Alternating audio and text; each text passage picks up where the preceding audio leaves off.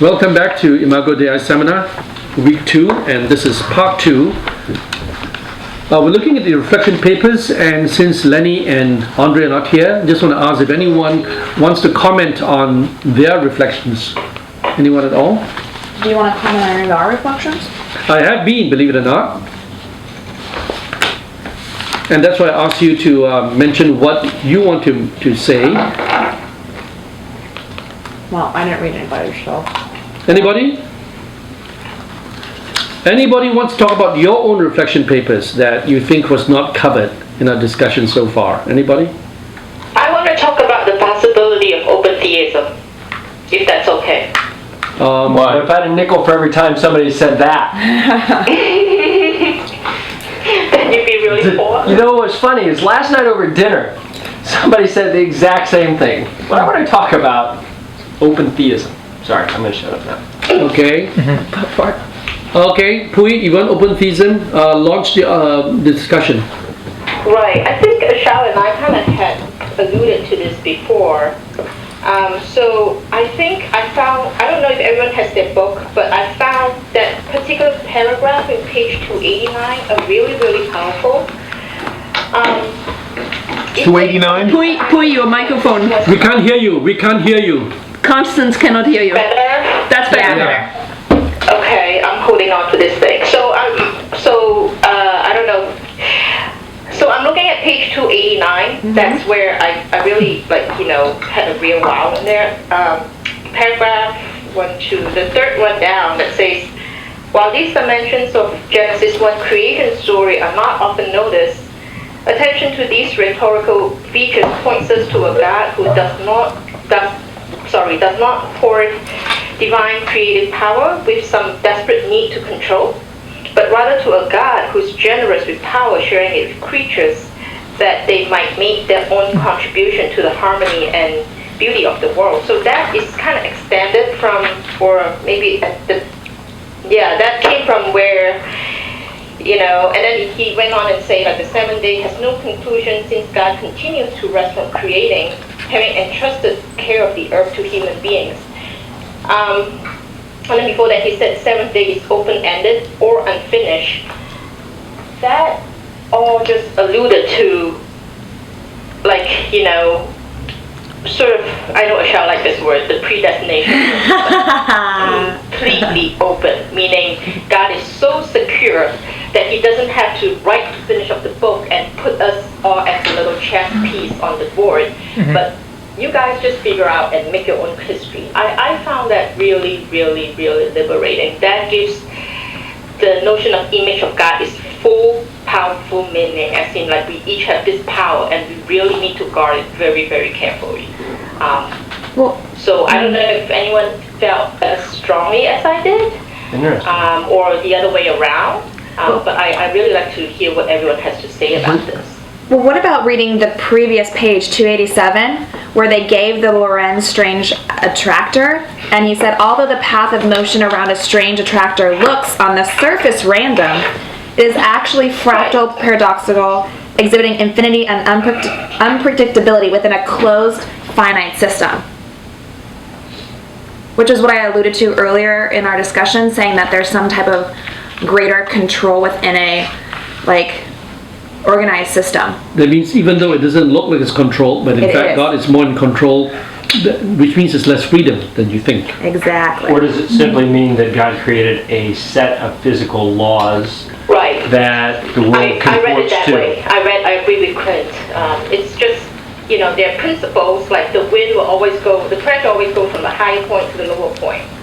But how we use those pressure points, that law, it's really up to us. Well, I think there are two elements to that. One is the origins of those fundamental principles, and this goes into the theory of the philosophy of physics. Well, help yourself to snacks there, by the way. And so we can use the modern study of physics to understand these sort of things, but where they come from and why they are there, physics can't tell us. We need philosophy and theology to be able to tell us those things. So you can say on one hand it's that God has created these metaphysicals, and On the other hand, we can also say that being made in the image of God, we can come to understand these things and then apply them. Right. Thanks for speaking it out so eloquently for me. That's exactly what I mean. Any other comments on this? Does anyone understand what open theism means? I appreciated No, definition. I'm not sure. I have an idea, but Okay, share your idea. open theism is that that God is not inhibited by a text, meaning in this case the Bible. Oh, they said that. No ion is a text. I have a picture for it. I also appreciate your discussion of fractals. You like that? Pui, Right here. Page 45. tell us what you mean by open theism. What's the picture? It's just that nothing is really determined. It's open. It really depends on I what see. you do. And God doesn't even know the end. I think it's what I think. Wait a minute, what did you say? Even God doesn't know the end. Doesn't know what the story Even is. this- Oh, snap! About to be a throwdown in this his house. Oh! Those are fighting words. Okay, so the real key is that God does not know the future. Does it bother anyone? If it does, why? Speak up now, forever remain silent. Constance, you're shaking your head. No, this whole book's making me feel really, really insecure. On the other hand, maybe you were just propped up by a false sense of security that said that in order for us to revere God as being the all-powerful creator, that he must have perfect knowledge of the future. But where do we actually find that in print? Why do we think that that needs to be the case? And couldn't you also say that real power and real authority, being able to create and then pass on, would necessarily, like a parent passing on to a child, in no way undermine the parent's power and authority, but simply indicate that that parent was in fact loving and caring for their child, and the child has free will, has the ability to grow up and do all sorts of things. So why does the parent need to know everything that will happen to the children's grandchildren, and why does God need to understand in advance whether I'm going to put milk in his coffee? It's not why he has to, but I think the question is whether he has the capacity to. I think When did he have the capacity? Weather. Constance, how much control do you have over Selena and David and Daniel? She's laughing already. But hardly any at the moment. What is God's purpose? Yeah, are you sovereign over your kids? What is yours? Sorry? Are you sovereign over your kids? The question. I can do this all day. But I think the need for security means that it's going to be okay in the end. You didn't answer my question. Are you sovereign over your kids? No, I don't think I'm sovereign over my kids, but I'm just trying to think of if in the God picture, which is not theologically correct, but that if anything goes wrong, we're still here. And if anything goes wrong, it's still okay, we're still the parents. And I'm just wondering whether, in God's view, it's like, if you guys mess this up, I'm still here and it's still going to be okay in the end. Okay, let's look at Middleton's understanding.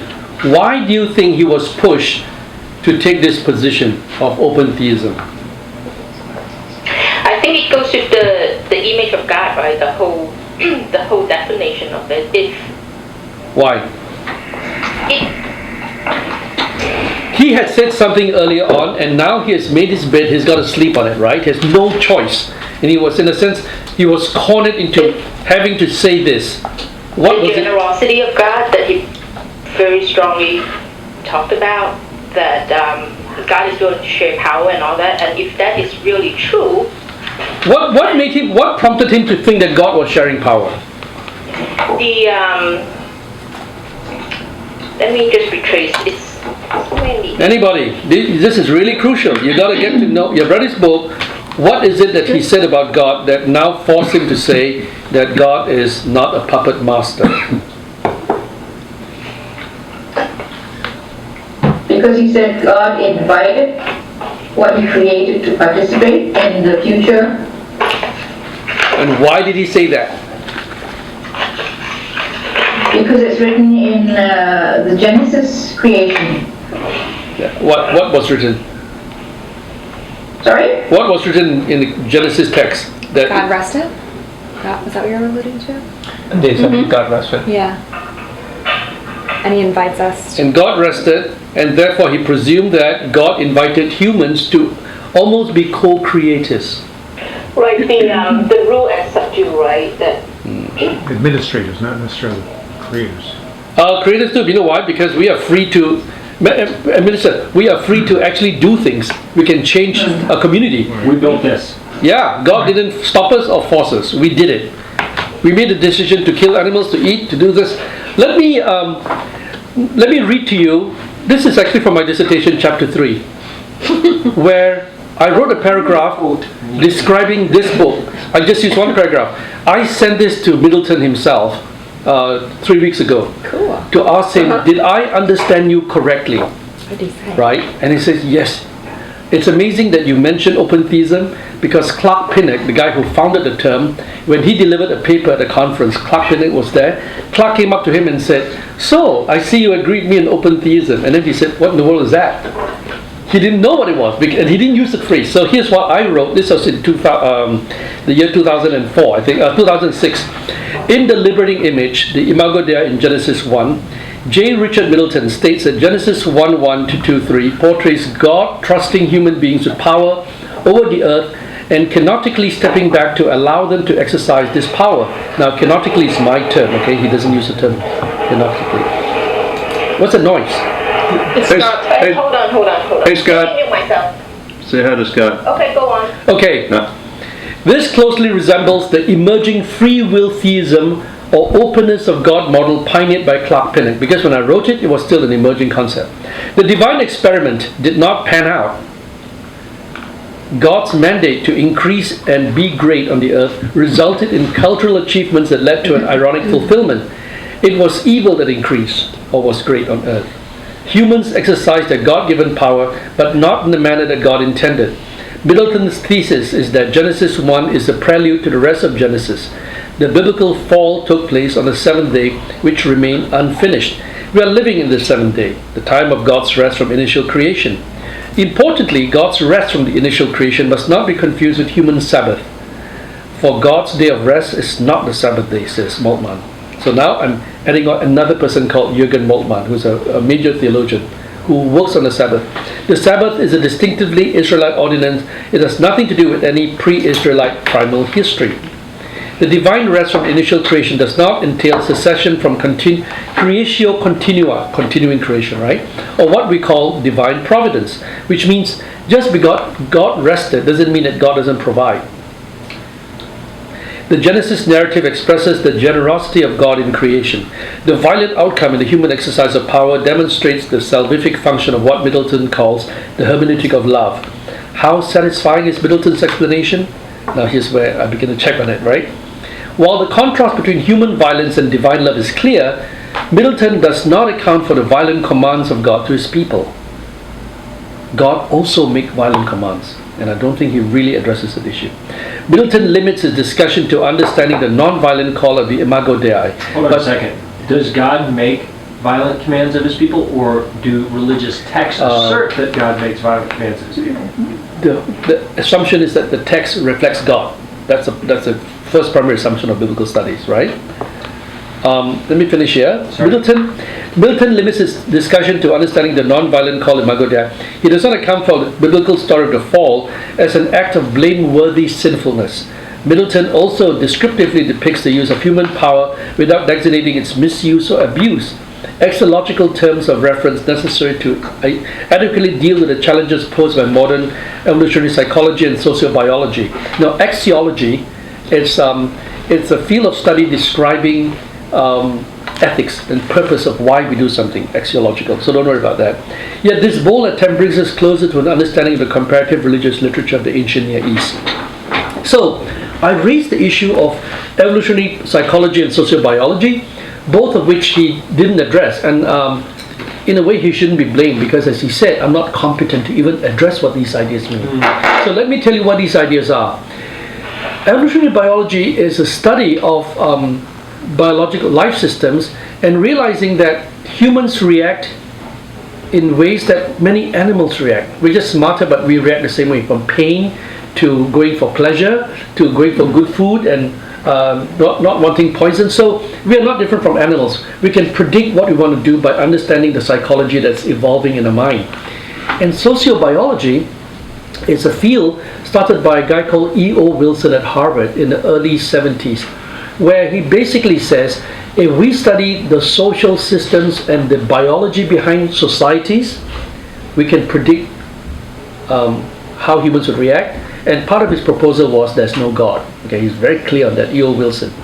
So How did he come from that to know God? because he wanted to say the idea of God is an invention of the mind to cope with life's problems, right? Okay. But okay. but he says everything that humans do, even in the religious context, is geared towards survival strategy. Is geared towards optimizing your situation. So, for example, if you lost a child or you lost a spouse or a loved one and you feel miserable, if you postulate God's existence and heaven, then you feel a lot better. If you have someone do something harmful to you, and this is Immanuel Kant in 18th century, and the guy did something and he wasn't punished in this life and he died a peaceful death, the idea of a postulation of hell and burning fire is very satisfying for your enemies. Because if there's no fire and punishment in this life, and there's no next life to be punished, justice fails. And we can't conceive of a life without justice. It strikes me as a very shallow understanding of that sort of view, because I know of many people, well, people of faith as well as people not of faith, who are willing to do self-sacrificial things, not because they believe they will be rewarded for it, but because they believe that it is the right thing to do. Right, and they will say if you dig just a bit under the surface, you'll find reasons that even they may not be consciously aware of. So one of them is kin reciprocity, or kinship, people whom you're close to. May not be blood, maybe by marriage, maybe because you share a tribal connection. So for example, you would say, I may sacrifice for my loved one because I'm married into the loved one, or it's my son, so it's my blood. You can also sacrifice if it's your same sports team. You wear the same cap, Yankees t-shirt. The tribalism of sports is very, very apparent. You're willing to sacrifice certain things if you share something in common. Or political associations. If you're a Democrat and there's a Democrat, we feel more connected to each other even though we don't have a direct kinship. So there are all these arguments to say, actually, there's no one who's not selfish.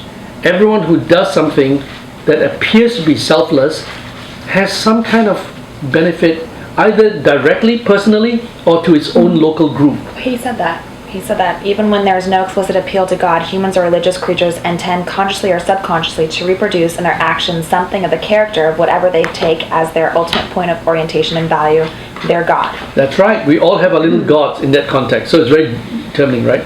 Now, so coming back to Pui's point, does he take a view of free will theism or openness theism? He accepts that. He says, yes, that is a necessary component of his position. Now, you can see why, even today, I would say 90% of Christians would be very troubled by that. They're not troubled because it's wrong. They're troubled because they haven't thought about it. And now that they have, it really bugs them.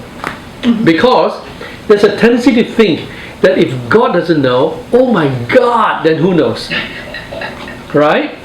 Because we like the idea that God knows the future. So what's the downside? What if God knows everything in the future? What's the downside of that? I'm sorry for interrupting, but is that really what open theism means? Yeah, okay. yeah. Okay. Open theism has quite a spectrum, right? Okay. But on one extreme, at the strongest extreme, is that they all say one thing: God does not control the future. The most extreme is not only does God not control, God can't control the future. That's a very different thing altogether.